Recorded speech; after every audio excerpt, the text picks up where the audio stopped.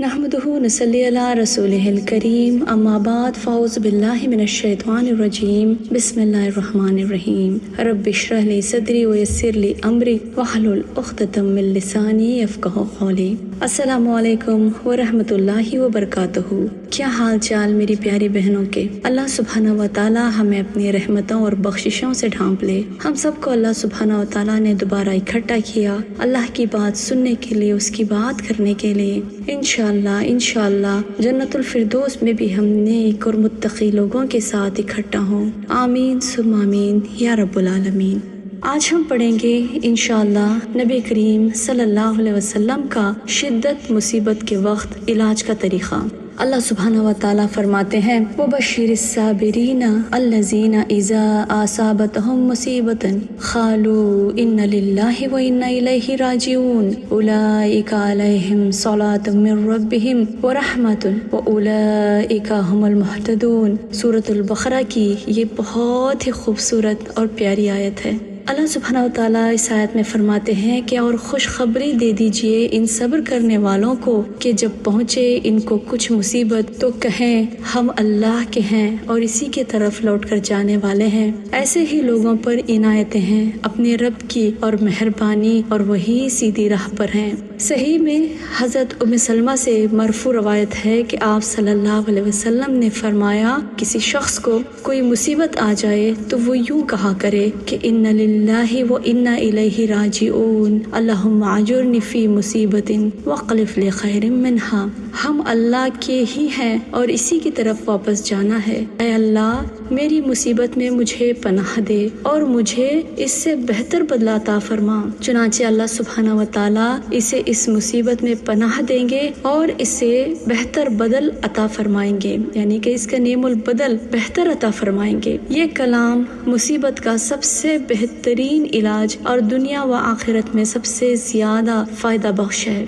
क्योंकि ये दो अजीम उसूलों पर मुश्तमिल है कि अगर बंदे को इनकी मारिफत हासिल हो जाए तो मुसीबत में इसे इत्मीनान व सुकून हासिल होगा। वो दो उसूल ये हैं। पहला उसूल है कि बंदा और इसके अहल व अयाल और माल व दौलत ये सब की सब चीजें दरअसल अल्लाह सुब्हानहू व तआला की मिल्कियत हैं और बंदे के पास बतौर अमानत और आरियत है। और दूसरा उसूल ये है कि बंदे का अंजाम कार अल्लाह ताला की तरफ लौटना और दुनिया को छोड़कर तन्हा चले जाना। जब बंदे की ये इब्तिदा और इंतहा है तो इसमें गौर व फिक्र मुसीबत का सबसे बड़ा इलाज है। फिर नेमत के हुसूल पर फरहत क्यों, यानी खुशी क्यों है। जब नेमत मिल जाए तो इंसान को ज्यादा फूलना नहीं चाहिए और जब मुसीबत और रंज गम उसके ऊपर आ जाए तो इतना भी रंजीदा नहीं हो जाना चाहिए कि वो हलाक ही हो जाए। लिहाजा एक इलाज ये भी है कि इसे इस बात का यकीनी इल्म हो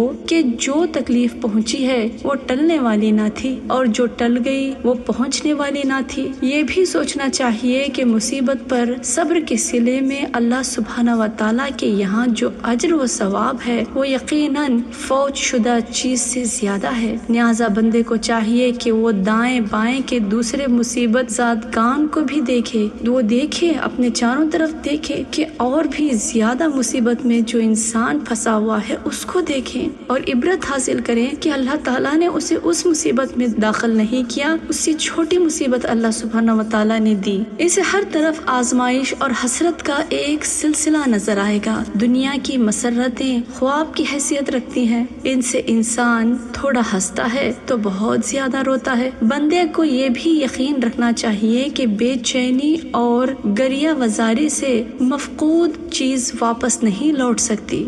आप जितना भी रो लो, जो भी करना है कर लो, लेकिन जो चीज चली गई है वो वापस लौट ही नहीं सकती। परेशानी और घबराहट में मजीद इजाफा हो जाता है, क्योंकि परेशानी के वक्त इंसान इतना हौल जाता है, इतना बहक जाता है, उसके दिमाग में कोई चीज सही ढंग से काम ही नहीं करती। घबराहट में इंसान जो काम वो अच्छा कर रहा है वो और भी बुरा कर बैठता है। अल्लाह सुब्हानहू व तआला को अपना आप सुपुर्द कर दें, ये आपके लिए इतना ही बेहतर है। बंदा ये भी सोचे कि अल्लाह ताला ने सब्र करने वालों और इन्ना लिल्लाह पढ़ने वालों से जिन नेमतों का वादा किया है वो फौज शुदा चीज से कहीं زیادہ اعلیٰ و اعظم ہے۔ بندہ اس کو بھی ملحوظ رکھے کہ ضرورت سے زائد گریے وزاری اور اظہار پریشانی دشمنوں کو خوش اور دوستوں کو رنجیدہ کر دیتی ہے۔ ہم جتنا دکھی ہوں گے ہمارے دشمن اتنا ہی خوش ہوں گے، اور جو ہمارے اپنے ہیں، جو دوست ہیں ہمارے، وہ اتنا ہی رنجیدہ ہوں گے اور اللہ سبحانہ و تعالیٰ کو ناراض کریں گے، کیونکہ انسان مایوسی میں وہ الفاظ کہہ دیتا ہے جو اسے کہنا نہیں چاہیے اور اللہ تعالیٰ کو ناراض کر دیتا ہے۔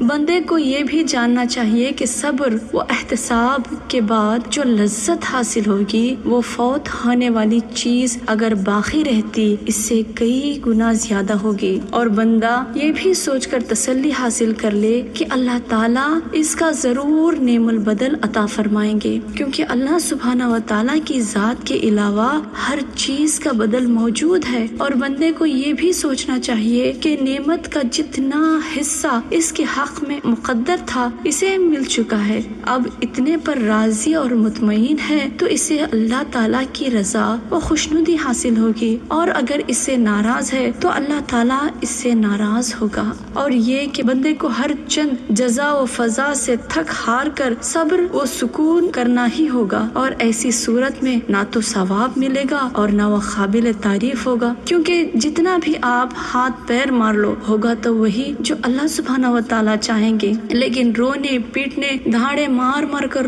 رونے اور سینہ پیٹ پیٹ کر رونے کے بعد پھر اگر آپ کہیں کہ جو اللہ کی مرضی تھی وہی ہونا ہے تو اس کا آپ کو کوئی اجر نہیں ملے گا۔ اجر اس وقت ملتا ہے جب پہلی چوٹ پر آپ کہیں انا للہ و انا الیہ راجعون۔ لہٰذا بندے کو بھی یہ جاننا چاہیے کہ بیماریوں کا بہترین علاج رضائے الہی کے سامنے سر تسلیم خم ہو جانا، اور محبت کا تقاضا یہ ہے کہ محبوب کی رضا و رغبت کا خیال رکھا جائے اور اس کی مخالفت نہ کی جائے۔ بندہ مومن کو چاہیے کہ دونوں نعمتوں اور لذتوں کے درمیان مقابلہ کرے کہ فوت شدہ چیز زیادہ فائدہ مند تھی یا اس کے فوت ہونے کے بعد صبر کرنے کے صلہ میں حاصل شدہ اجر و ثواب کی نعمت زیادہ نفع بخش ہے۔ بندے کو یہ بھی سوچنا چاہیے کہ مصیبت کے ذریعے آزمائش میں ڈالنے والی ذات حکم الحاکمین اور الرحم الراحمین ہے۔ اس ذات پاک نے